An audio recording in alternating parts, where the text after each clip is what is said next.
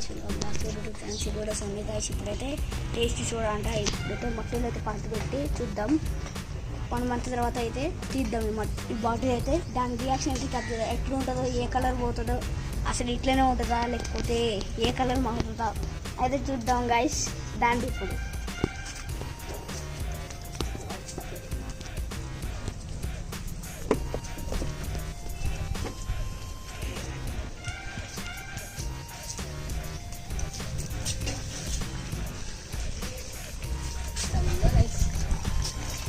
ఇప్పుడైతే ఇక్కడైతే కొంట అయితే కొంచెం అది దీంట్లో అయితే పెట్టి 1 month తర్వాత అయితే తీద్దాం.